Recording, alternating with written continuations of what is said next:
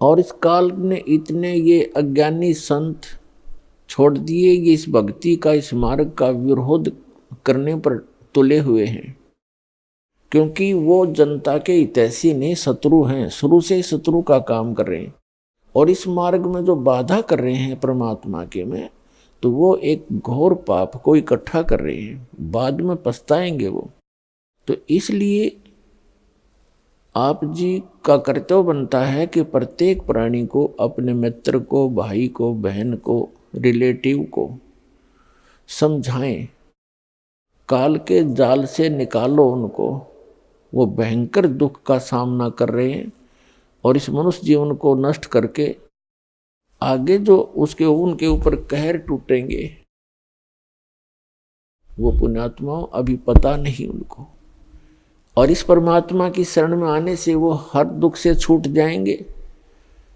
एक प्राणी को उस गलत साधना से हटाकर इस कबीर परमेश्वर के इस सत्य मार्ग से जोड़ने का इतना पुण्य है उस व्यक्ति को, जो उसको वहां से सुलझा समझा के भगवान के दरबार में ले आता है। इतना पुण्य होगा जैसे करोड़ गौओं को और हत्थे में कटते हुए बचा दी जाए, करोड़ गायों को कसाई से छुटवा दिया जाए जो काटने को तैयार है। इतना पुण्य होगा उस व्यक्ति को जो एक प्राणी को यहाँ लाकर जोड़ देगा, क्योंकि उस भोली आत्मा को ज्ञान नहीं, वो फंस गया उन नकलियों के और उनको पूर्ण संत मान करके उनके चिपका हुआ है। पूर्व संस्कार से चाहे उसको कोई लाभ भी हो रहा है तो वो ये सोच रहा है संत की साधना से हो रहा है।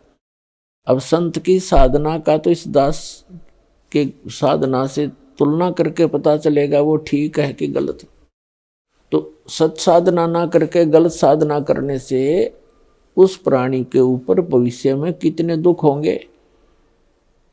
कभी पशु बनेगा, कभी पक्षी बनेगा।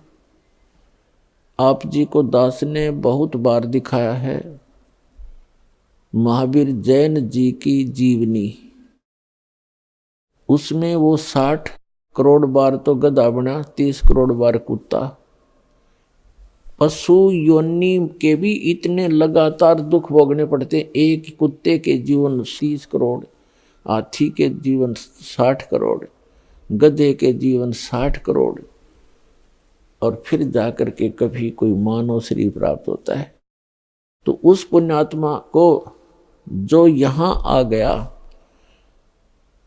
उसके ये सारे दुख मिट जाएंगे। उसका फिर पुनर्जन्म या तो होगा मनुष्य का ही, और अन्यथा वो सीधा सतलोक चला जाएगा। दो ही बात है।